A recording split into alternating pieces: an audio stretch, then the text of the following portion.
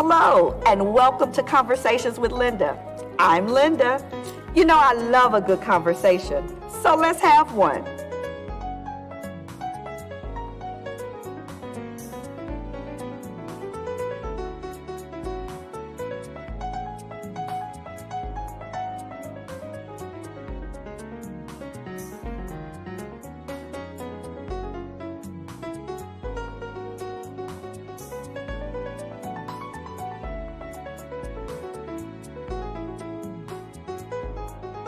Now, before we have our conversation, you know we have to have a dose of good medicine.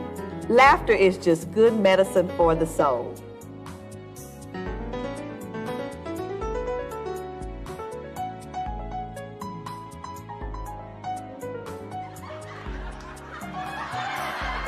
Okay, did y'all get it?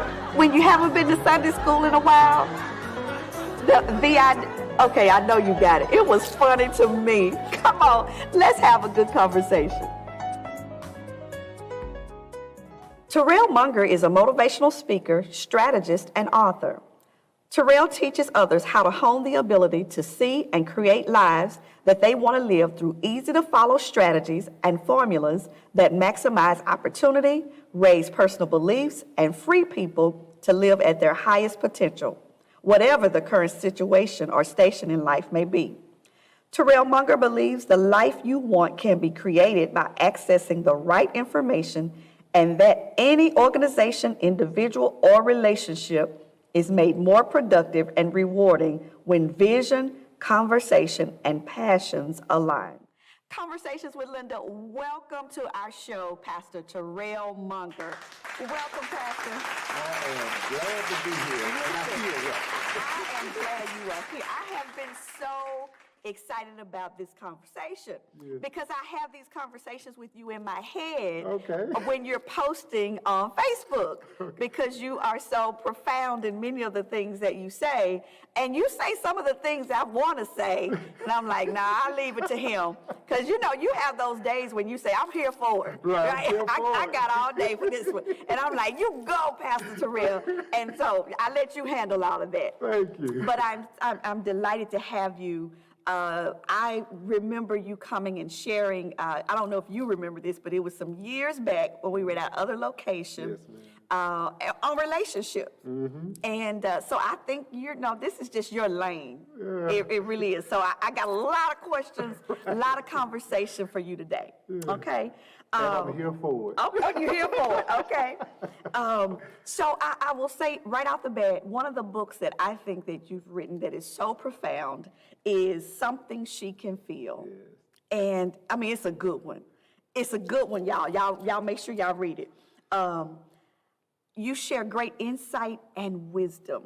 And so the question I want to ask you is, where does that insight and wisdom come from? You know, I know from the Lord, right? But where does that where does that come from that you have such insight about women and relationships? Where does it come from? Well, I am an emotional person. Okay. Because my father went to jail when I was about 2. So I didn't really know him until I was about 6. Okay. And my first meeting with him was on the other end of the phone in the jailhouse. Wow. And I noticed at that meeting of my father how much my mother was still hurting. And so I felt as the man of the house, I have to be in control of my emotions. But being in control of my emotions made me absorb theirs. So watching them and what they went through, I wanted to be the type of man that I wish my sister had. I wanted to be the type of man I wish my mother had. So it made me really observe women. And so when they hurt, I hurt. Okay, And I got it. It's to the point where most guys be like, oh, it ain't nothing. I'm like, no, I feel it because that's what my mother would have felt. That's what my sister would have felt. So it made me sensitive to the needs of women. Wow, amazing. And I think that for many of us, it's our experiences, mostly our pain, that builds in us these great reservoirs, great wells that other people really do come and draw from. Right. And you have a great well, great reservoir for relationships and women, and Something She Can Feel was all about that. I was like, I bought it a long time ago, but I was reading it just to get prepared for the show again. I'm like, this is some good stuff. Oh my goodness. Okay, so I'm gonna be using it again, right? Okay. So we've been in the pandemic, and it seems like forever, but especially these last 2 years. What impact do you think this whole pandemic that we've never seen in our generation, what impact has it had on relationships specifically? Well, I think, especially in the world that we were in right before the pandemic, everybody's busy. Yeah. Everybody's busy. And since everybody's busy, there's such a joy and excitement when we get together. And just like in the beginning of a relationship, there's a joy and excitement where you don't see their flaws. And they look so cute with ketchup running down the side of their mouth. And because of that eagerness and desire to connect with each other, you overlook the flaws. And since we're so busy, we overlooked each other's flaws so much. But in the pandemic, when things slowed down, you start to when we went home. Exactly. And forced to go home. You start to see the flaws. Yeah. Where you might have all these interactions during the day at work. And now you come home and tell your spouse about it. Well, there's nothing to come home and tell them about because you're right there with them. And so you either learned some things that you needed to learn, or you paid attention to some things that you overlooked at one point. So it tested a lot of relationships, but it made a lot of relationships stronger. And I can understand them both because some of the things that you didn't pay attention to, like how much your spouse cleaned up behind you, or how much your spouse did chores for you and errands for you, you noticed it because you were there with them. But then at the same time, you notice some of the things that might not be so flattering. Right. And I think people noticed that they didn't have much to talk about outside when it was no longer the job or just a text. I'm amazed at how many relationships are now engaged through texting. I have people who say, we don't have an argument face to face. When we need to talk about something important, we text one another. Now, I've been married 35 years, so Bishop and I, we got to sit down face to face and talk. So is that cool? I mean, is that our new normal? No, if it's, especially with men, if you text me a long paragraph and I respond, okay, that makes the situation work. And I am an extrovert to the 10th power. Okay. So I need to see your body language. I need to see the look in your eyes. Because all of that tells something. All of that is communicating something. Because you could be saying something, typing something, but if I don't get the facial expression, I could miss that you're not being sharp with me. You're not being arrogant. The words don't give me the inflection or the body language. And if you're not in the same room, you could say something in jest that's meant to be a joke. But since looking at them, you don't know if they're ready for a joke or not. Now you've said a good joke at the wrong time. Right. And now you have to clean it up. Now, I consider myself the emoji queen, right? Because I've got to put something on the end of that sentence of texting. And I'm talking about texting anybody because I never know if my words are going to be misunderstood or not known, the person not knowing that, hey, I'm saying this, but I'm saying this in a lighthearted way. I'm just really teasing you or having fun or something. So I got a heart, a smiley face, or something. Yeah. Okay. So it's a whole new day. My son tell me, Dad, stop using emojis, and then I respond with an emoji. Right. I promise you, I use them all. So that's pandemic.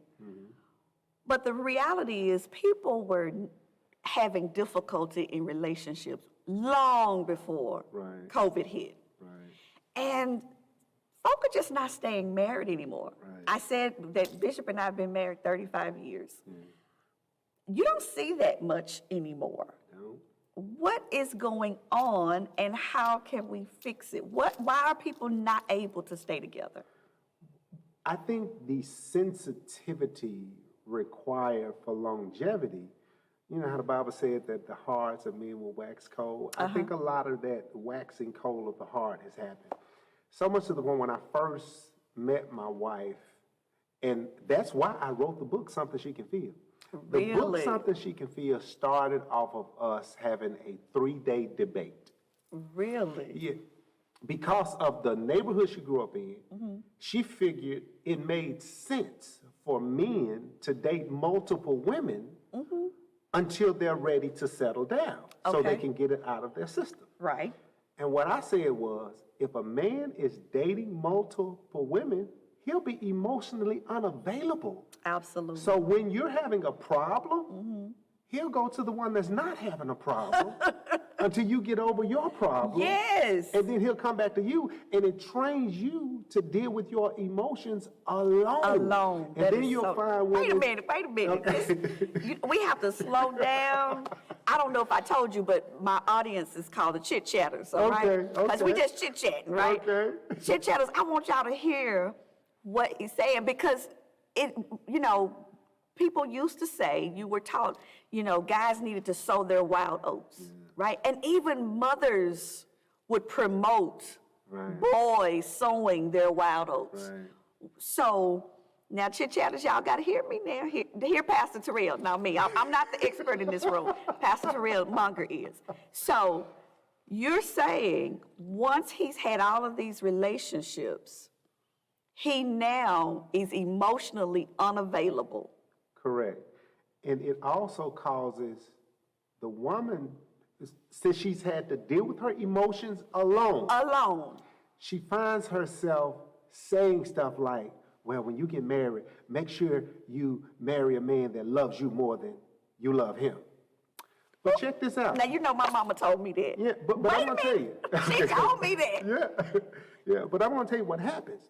You'll spend so much time comparing love that you don't experience and enjoy love. Oh, does he do? No. What happens is you have to get two people that want to see each other happy. And that's how you figure things out. Not that another person's job is to make you happy. Absolutely. Now, they can add to your happiness. You don't make me happy, but I want to see you happy. Right. That way, I can handle my stuff, but I want to help you with your stuff. If both people are thinking like that, now you're not married for a long time. You're in a partnership that needs each other, and it turns into a long marriage. I love it. I love it. Partnership that turns into a long marriage. Right. I love that. And it's making each other happy. I really believe that the number one killer of relationships, any kind really, is selfishness. Yes. I mean, that's where sin, that's the epitome of sin, is selfishness. Where we think about ourselves, to the detriment of anyone else. Right. So, okay, I get it. And for all of those people that I have told you that my mama said, always marry a man that loves you more than he loves him. You love him. I'm sorry. No, but I'm saying that jokingly. But my mother really did say that. And what she was trying to say was, when a man is not really in love with you, like adores you, and thank God I have a husband that adores me, but I adore him too. Right. What you have is you're forever in that alone place. Right. Because what you said was, when you are dealing with emotions, because he has so many other people to choose from, other women, he could just go and be with them and then come back. Right. And one thing I was telling my wife too, and this is a long debate, I was glad because I'm a nerd. Okay. And I have to go research stuff. After I won that argument, you won. Yeah, probably the only one I won since. But I just went interviewing ladies at the gas station, at the grocery store, at work, and just asking questions. And my question always started out with, why do good girls like bad boys? That's one of my questions. Don't go, Okay, don't go okay. there yet, because I just gotta let you spend a little time with that. All right. So, we're gonna go to commercial break. But can you just give me two things? How can people fix this idea of partnership leading to a long marriage? What for me, and she said I was an expert. I just have messed up enough times. Well, I mean, that's how, Figured a couple things out. that's how every other invention was made, is by messing up, failing, and then coming back at it. That's what I believe success is, the successful elimination of something that was not working. Right. Okay, so. My short answer would be, you have to connect with a responsible person. Yeah. You have to be, when you're a responsible person, you may have gotten the new car, but when the bill comes, you don't want that bill. Okay. But you're a responsible person, so Absolutely. you pay the bill because you gave your word and God, you want you to keep gave your your word. word. So in a relationship, there are going to be times where you don't want the bill that comes with that relationship. What are the bills? Quality time. Yeah. You know, Yeah. putting your needs to the side. These are all the bills that come. And if you're a responsible person, you'll pay the bill. Pay the bill. Because you respect the product. Okay, all right. There you have it, chit chatters. We have to pay our bills. I agree. I do. Marriage is about keeping your word. It's a commitment. We're going to go to commercial break, and we'll be right back with Pastor Terrell Monger.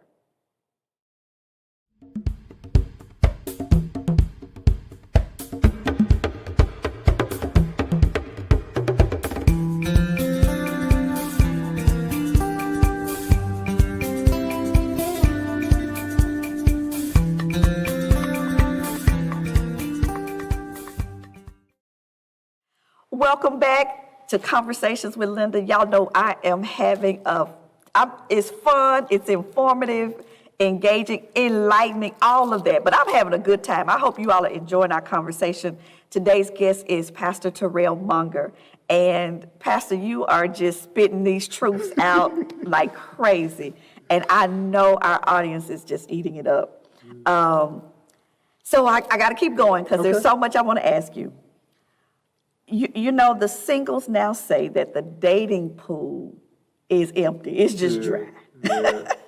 What is your take on the current dating pool? And I know you're married. How long have you been married? 10 years. 10 years. So you're married, you're out the game, but you see, Right.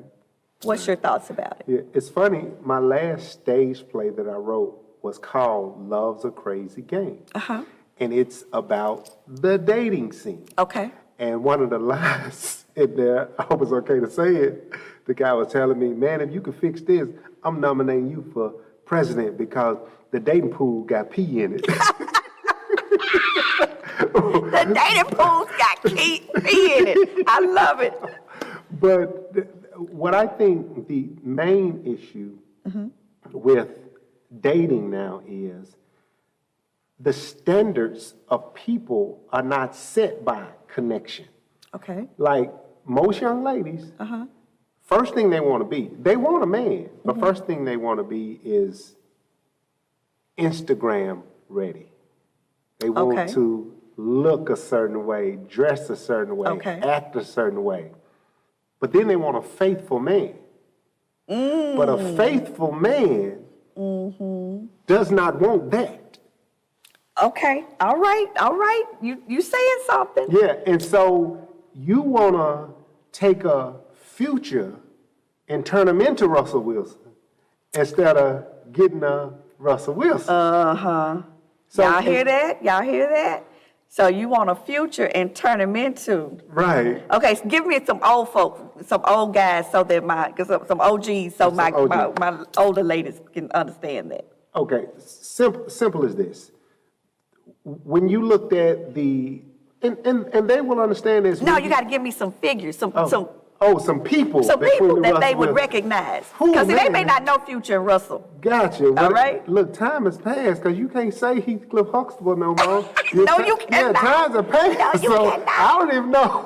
Look, they that's bad. Yeah, That's bad. They say if you live long enough, you'll see your heroes become the villains. So Lord. I don't know who to compare those to. Okay, well, we'll come back to that. I'm gonna think, y'all put in the feed, who can we say, this for the OGs, Right. who can we say now that we would use that contrast for? They want to turn James Evans into Billy D? I don't know. Anyway, okay, so I don't know. I have to. So, but what you're saying is she's attracted to and attracts to herself Right, the bad boy. right. But what she wants to turn him into Right. for marriage is the good guy. Right. And then if a man says that to a woman, you're being judgmental now. Okay. No, I'm not being judgmental. I'm telling you, How you? I want to be a good guy. So whatever I do, you're not making me do it. When I buy you stuff, it's not because you have game. Gotcha. When I put you first, it's not because you're this extravagant person. I want to be this way with a woman. Okay. And if I have a good job and I'm nice looking, I got options. Right. And so if I have options, I want to choose somebody that's not going to bring that level of drama into my life.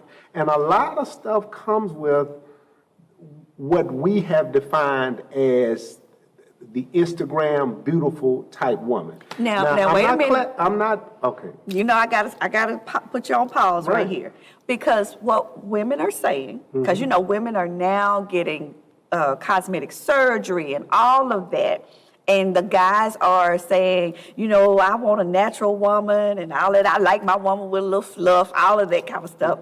But what women are saying is the reality is when a woman looks the Instagram type, the Instagram beauty type, that's what gets the man's attention. She walks in the room and the heads turn.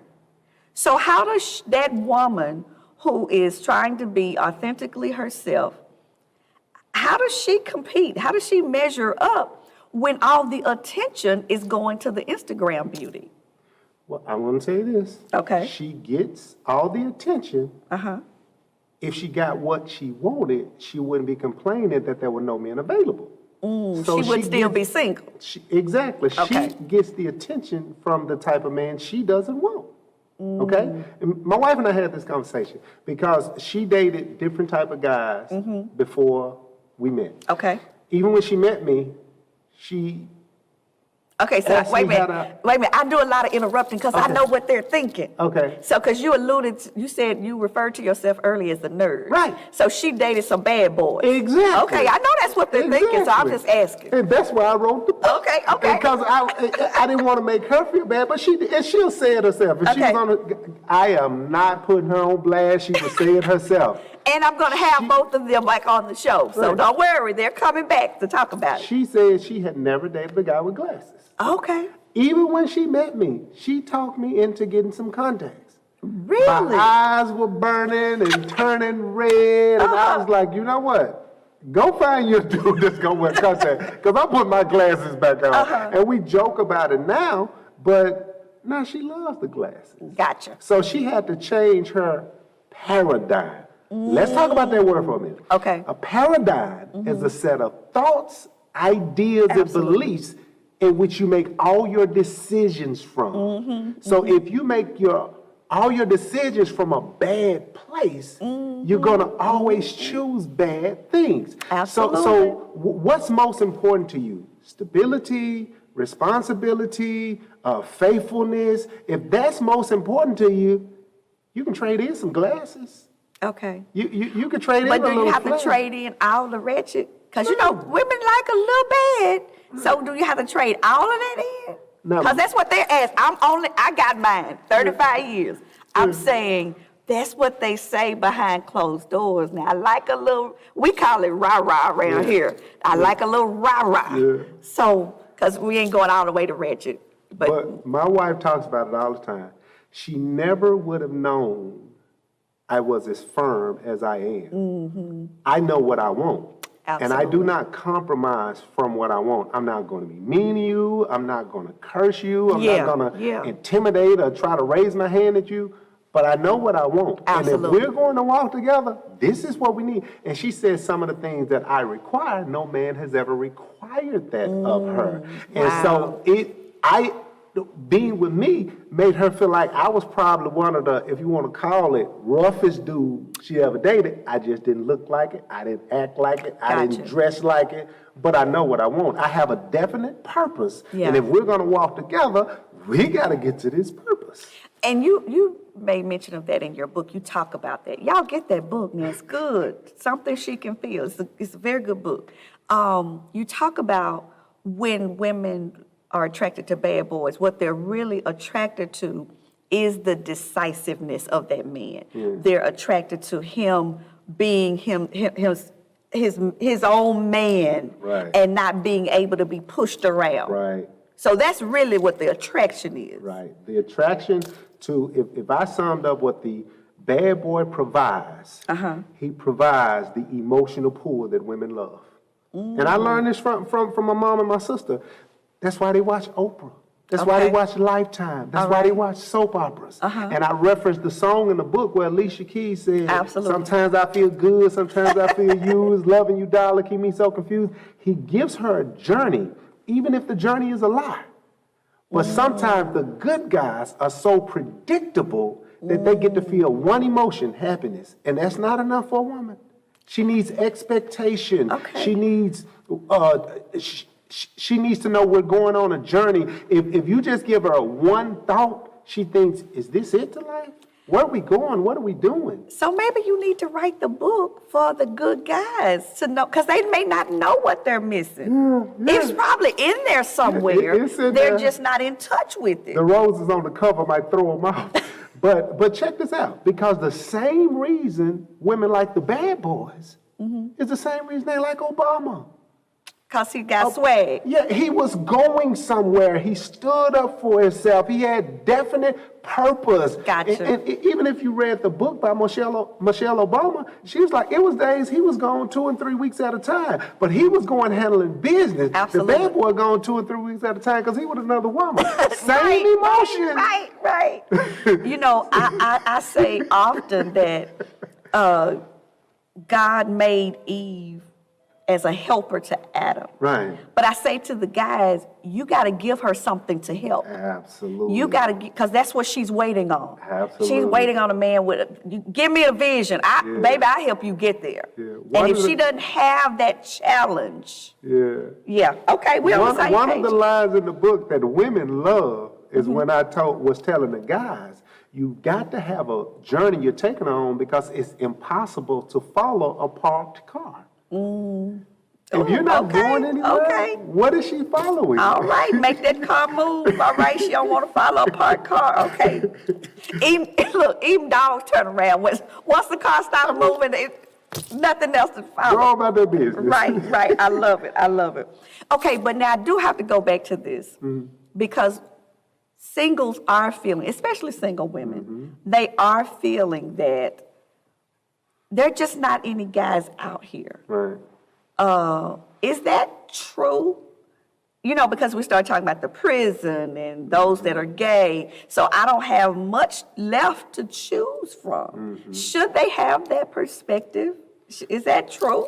What I recommend that any woman that feels that way, and I'm not saying this jokingly, I want to make sure I'm saying this with all sincerity because I mean it. Any woman who says that should consider therapy.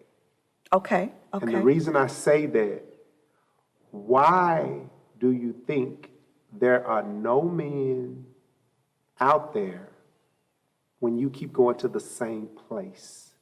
Go horseback ride. Take up deep sea dive. Take up tennis. Go to some different places and open yourself up to different types of people. He may not have the swag you want just yet. But any woman, she bring out the best in just about any man. And I'm not saying you have to turn him into someone or you have to compromise what you want, but the world is based on your perspective of the world. If you have a limited perspective, you see a limited world. And That's you so mean to true. tell me it's billions of people on the planet? And God can't give you one. You dated 5 and said there are no men out there. Yeah. No, that's the 5 you chose. Probably from the same place. Right. Right. Okay, y'all hear that? I know you all are. I know They probably they're throwing typing rocks in at the the feed. TV right now. They are typing in, telling me what they think about this. But y'all know me now. Y'all know I say that all the time. God, if God can't give you one good one, then we got to look at what's wrong with God. Because I know He can give you one good man. You can't tell me that God can't give you one good man, right?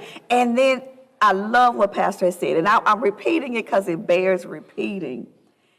Maybe a little therapy will help because you're probably repeating the same pattern place where you're going. And that needs to be looked at because what is the definition of insanity? Doing the same thing over and over again, expecting different results. Okay, so you said go horseback riding. Come on, girls, let's go horseback riding. Let's learn to play tennis. Let's take up swimming. You know, I tell them go to Home Depot and Lowe's. I think you need to go where men are. Men they're not at the beauty shop. If you spending all your time on Saturdays at the beauty shop, you're missing where the men are. I mean, I'm just saying. That's usually for my older women. Because, you know, I don't know where men, well, no, they're not sitting if you're in your house, sitting in front of the television all day, how are you going to be? Okay, I'm going to get off my soapbox. Last question before we go to break. Okay. What are some red flags in dating that women or men should not ignore? Because, I mean, I have male chit-chatters as well, so I don't want to leave our men out. Right. I think anybody, and this is my rule of thumb. Okay. You only get one opportunity to show me you don't want me. Ooh. You only get one opportunity. Ooh. If you're not returning my phone call, you're not returning my text, you're too busy, I hear you. That's the biggest red flag. Especially if a man wants you, you'll know. You'll know. You'll know. You might have to tell him, hey, don't text me so much at work. Absolutely. But if people have you feeling like you're always begging for a 10-minute conversation, that's a red flag. Yes. Or if you ever have to text, did you get my last text? That's probably a red flag. You only get one chance because I'm a nerd, yes, I'm a geek, I'm a computer geek, all of this, but I know who I am. I know I'm 6'4". I know I'm not bad looking. I know how to make money. And so if I have something to offer, you only get one chance to show me you don't want me. Pastor Terrell, you hit hard. One chance. One chance. Y'all hear that? Male or female now, because I want our men to know that too. If you're having to chase her, one chance is what Pastor said. And pursuit and chase are different things. Okay. I don't want people to think if there's a standard, if you want to meet me, we have to go out on a date. That's not her saying she don't want you. She has a standard. Right. Or if she's not just going to let you monopolize her whole day, that's not saying she don't want you. That's a standard.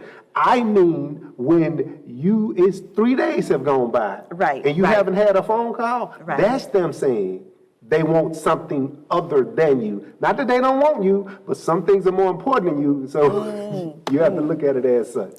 Okay, I gotta go to commercial, but before I do, because you just said something that's so true, because dating has changed. I got some folk that I talk to. You know, I talk to everybody because I love to have conversation. People don't go on dates anymore. They just kind of meet up or not a date, like go over to each other's house and watch television. Should we have a higher standard? We should, and I'm going to tell you, and I say this as careful as I can because I know my wife dated different people than me. So I'm not comparing myself to them. But I think the thing that won her over, we had fun, great conversation, But I woke up, I called her one morning, we were supposed to go out on a date. And she said she had, what the thing you call a crook in your neck or whatever it is. And I was like, oh Lord, she trying to say she's not going on a date. She said, oh no, I'm going. I was just letting you know I have a crook in my neck. So I showed up to take on a date with some new pillows in the car for her to take her to her house. All right. And so showing that I cared about her as a person was impressive. It doesn't take a lot. What I paid? $13 a pillow? Yeah. $25? But to show that you care about a person, it builds a bond. Absolutely. But if you're just talking on the phone and doing Netflix and chill, there's a physical experience, but there's not emotional, mental, and spiritual connection that makes it meaningful. All right. Well, on that note, I'm going to take a commercial break. All right. And we'll be right back.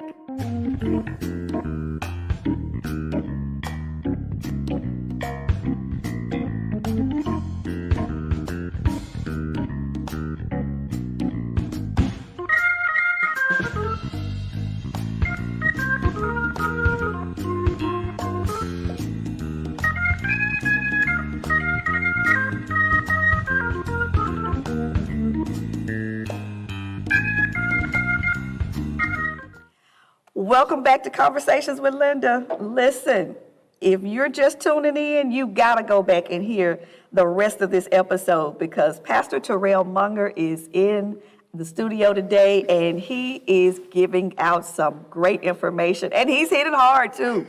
He is a man that is sure and decisive about what he believes. And let me just tell you, I'm impressed with you bringing those pillows to that date. That's right. He's got to care about you, or she's got to care about you, right? That is so important. So I was talking to you about dating, Pastor, and then, you know, in this single thing, but also people are not wanting to get married these days. I had some guys on the show, and they talked almost as if marriage is going out of style. Right. What do you think about that? I think one of the challenges is everything, marriage is a biblical thing. But the Bible also says if you're going to come after me, you must first deny yourself. Okay. But everything is pointing us to, it's about you. Yeah. It's about what you want. It's about what you need, when you need it, and it's about you. And so with those challenges, and let's be honest, a lot of women don't require it. They don't require it. They're scared they may lose you if their standards are too high. Okay. So, and that's true. But let me give you some pushback on that. There are a lot of women who really do want to get married. And the guy is just like, I'm not ready. And he's 45 and still not ready. I mean, what do you do with that? Now I'm going to push back just a little bit on this. If you require it, are you still sleeping with him? Are you still giving him all your time? Okay. So everything that he wants, he's getting. Yeah. So what's the incentive? What's the incentive? Yeah. So what's that old saying, why buy the cow when you get the milk free? Right. Or And I'm something not saying like that people need to be celibate and everything, but if you giving them all of that, you giving them all your time, you're cooking for them, you're doing everything. You're being a wife. Exactly. Without the papers. Yeah, without that level of commitment. Now, we are conquerors still. Yeah. We're still conquerors. I know. And if I know I have you, Right.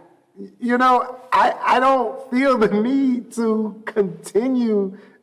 I don't feel the need to step up to another level of commitment. Unless I want to do that. If I'm a man and it's what I want, it's easier. So that's a challenge. A challenge. Like I said, but a lot of that takes therapy. You got to think through some of this stuff. Ooh, therapy. We just keep hearing that. Yeah, you got to think We need through. to work through some I was stuff. reading the book Think and Grow Rich, and one thing he put a list of 30 things of what causes people to fail. But he said, I encourage you that when you read these things, get you an accountability partner to read it with you, because most people don't see themselves. Right. And if you're saying, I see myself, you're probably one of the people that don't see yourself. So okay. a lot of us, the simplest things we need to change, we need an Ayana Vanzant spirit. Right. To help you see some stuff that Okay. you didn't want to accept in yourself. Let's slow that down. If you're one of the people that's saying, I see myself, you're probably not seeing yourself. The person that sees themselves says, I wonder if I'm doing that. If you see yourself, you reflect. If you see somebody trip and fall, instead of laughing at them, you'll say, oh man, I hope I don't trip. Yeah, If you see yourself, you're constantly saying, I wonder if I talk too much. You're willing to ask, is it me? Yeah, if you say, oh no, I know myself. Right. Yep, you probably You're the one. You're it. You're it. If you never have a self-reflective question. Right. Not the answer, the question. Right. You're the person that can't see yourself. And not self-defeating, but at least that's so considering. To me, humility is wrapped up in one sentence. Humility is accepting that you could be wrong. Yes. All these relationships that I went through with, could be me. I could be wrong. All these friends I'm falling out with, it's not my haters. Everybody's not jealous of me. I know it. No, I know it. I know. could be doing or saying or handling something wrong. That's the first step to growth. You can't teach a person something if they already know everything. Right. Okay. I love it. I love it. Okay. So I'm trying to get all my questions in. Okay. You've got to come back. I want you and your wife to come back because there's just so much more we got to talk about. I would love it. So, we got this thing going on now, these situationships. That's a big thing now. Yeah. What's your take on situationships? So, because this is what guys are telling me. Right. Guys are saying, hey, the women are even wanting a non-committal kind of relationship where we just are in a thing or we just take care of each other physically or whatever. So what's your take on it? Let me be old school for just a minute. Okay. It's a reason that the Bible says a man that finds a wife finds a good things and obtains favor from the Lord. Is there any favor in multiple women? Is it giving you the peace you want? Do you have the fulfillment that you want? If it's not fulfilling you as a person, and it's only satisfying that physical side of you, the flesh can't be satisfied. And if you keep going down that road, it's going to turn into a disease. It's going to turn into an unwanted child. It's going to turn into something that's not favor. Right. So, or even, because I said this to a gentleman the other day, or it'll turn into nothing. Right. And nothing is not such a threat when you're young, but as you get older in your life and your life is empty of somebody who truly loves you, values you, who can handle you when you are no longer a six-pack and nothing is a scary thing. To end up with nobody is scary. But wait a minute, I got to take you even further because what's being promoted now is, and I preached a series back in I think October. And I touched on this, and I probably, I don't know what the folk was saying out there, but I'm preaching to my folk. They know I'm going to hit hard. But now the whole poly relationship, the polyamorous relationship is, so because what they're saying is, instead of me having multiple people that you don't know about, so cheating, right? Why not have an open relationship? We all are here for it, and I can have 2 or 3 women. We can swap all of that, and we have an open relationship. That's the. I am amazed at how popular that has become. We know back in biblical days there were polygamous relationships. So, what are your thoughts on that? Well, you can make anything make sense if you wanted to. And if it makes sense to that person, it's hard to talk them out of it. Yeah. It's kind of like when you were growing up and said you don't argue with a fool because people looking on don't know who's the fool. and I may be the fool in this case, but I personally think there is a danger for what I believe. I believe in God. I want to ultimately please Him. And I believe there's a danger in putting aside what he requires for what you feel. Because you can, Sarah made it make sense for Abraham to sleep with Hagar. That made so much sense in her head. But where did it leave her? Weeping and gnashing of teeth.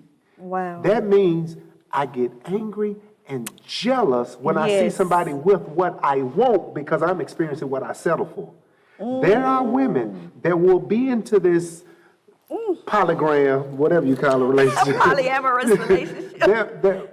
But she's going to sit back saying, man, I really do wish I would have had a man out of myself. She may not say it publicly. No. But that's her weeping and gnashing of teeth moment because she settled for something that seemed like right, but it's not going to ultimately fulfill her. And guys, I'm not saying this because I know the answer, but I just believe there's a certain peace following the principles of God. Yeah. And I'm not saying this because I heard it. I'm saying it because I know it. I know there are women willing to put up with certain things from a halfway successful man, halfway attractive man, and be okay with it. But at the end of the night, you got to lay your head down on the pillow and say, am I pleasing God? Yeah. If that's not your goal, anything goes. Absolutely. We can do whatever we want to do. Yeah. But if you want to please God, there's some certain disciplines required. Yeah. That's where I lay into. Yeah. That's where I lay into. Okay. So, today somebody is watching and either they're in a situation or they got a friend in a situation that's bad. And when I mean bad, they're unhappy. The relationship is just not going in a positive direction. How do they know whether the relationship is worth saving? And let's put it in a marriage context. Let's put it in there because, and we're going to have you back on the show, but you've openly talked about on social media about you and your wife, and marriage was just about destroyed, and God brought you back together. How do you know whether or not you should hang in there and try to make it work? Yeah. The ultimate goal or the fulfilling thing that any man or woman can have is to make a positive contribution to the world. Okay. That means I can take what I'm doing and be proud if my son do it. I can take what I'm doing and be proud if my daughter has a man like that. Okay. That's when I know I'm making a positive contribution to the world. Okay. But if what I'm doing cannot be duplicated and I be proud of it, I have to question, am I doing the right thing? Okay. And so that's the first step. So if you're in an abusive relationship, would you want that being done to your daughter? Or if you are the abuser, do you want that being done to your daughter? Or would you be okay with your son doing that to somebody? Okay. And so if I'm in a situation that is not a positive contribution to the world, I have to question the validity of that situation. Okay. Now, me and my wife's situation, somebody may look at us and say, what went wrong? I got selfish. Okay. I went through, I actually wrote a stage play about it. And actually, it happened right after the stage play. I went to the point that I've been a good person. I've done all of this. When is it going to be about me? And I came home and told my wife, you always complaining. You always talking about something. I tell you what, this is what we going to do. This is how I'm coming in. This is what we going to do. Here's what you can expect from me. I'm going to come home. I'm going to pay the bills. I'm going to be where I'm supposed to be. If you expect anything outside of this, you disappointing yourself. Okay. I need you to go find out what make you happy to see if it's even possible. I'm done. Wow. And she said, you can't get no help for that? Okay. But that was the beginning of the end because I was like, I'm tired of being responsible. I'm tired of, I'm at the church, people pulling on you. You could go visit them, visit their parent and everybody else, and they leave the church and talk bad about you. It's just everything was hidden at once. So that was the beginning of the end. That was the beginning of the end. And we got to one court date away from divorce. Wow. Yeah. One and I was court date away. speaking in Rome, Georgia. I'll never forget it. I was speaking in Rome, Georgia. And I was killing it too. I was speaking on technology with my job, and it was people from all over the world. And IT manager came and said, man, you are really good at this, man. It's hard to talk to some of these people one-on-one, and you have the whole room captivated. And God said, you can talk to all these people, but you can't even talk to your wife. And I was convicted. And I went back to the hotel room and I said, I know we're about to get a divorce, but we got these kids. Can I just learn how to be your friend? And that was the beginning of the turnaround. We were going to get a divorce anyway. But we just to spend some time with the kids. We went out to eat, and I looked at her. And this, Pastor Leonard, this was the great. I looked at her, and I said, "You're beautiful." You saw her do different. And she started crying. And I said, "Why are you crying?" She said, "You know, you've never told me that." Really? I've spent so much time trying to show her the type of woman she needs to be and how she needs to live up to being a first lady and what she needs to do with her career. I was so busy trying to make her into what I thought she should be that I just wasn't appreciating who she was. Oh, that's a good place right there to save a marriage. Yeah. That's a good place to just appreciate who the person is. Wow. Because we spend so much time trying to change the person. Yeah, and she's so beautiful that in me, I felt like I didn't need to tell her that. She already knew it. Okay. But she didn't want to hear it. Oh, you starting a whole nother show. Yeah. You starting a whole nother show. Okay. All right. Because you just thought she knew. Yeah. Why do I need to say it? That's a man thing. It is. It is a man thing. And I'm 100% man. And look, and that's how you get to the point of saying, do I do that? Right, Is that right. me? Yeah. Absolutely. Okay, all right.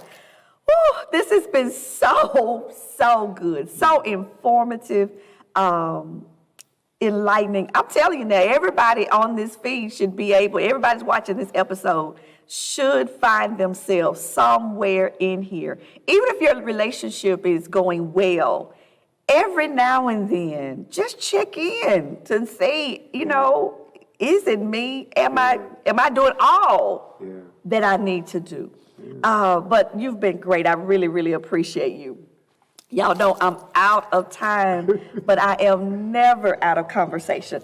Pastor Terrell Monger has agreed to come back, and he's going to bring his lovely wife, and we're going to have more conversations. So you all tune in every Sunday evening at 7 p.m. Central Standard Time for Conversations with Linda. God bless you.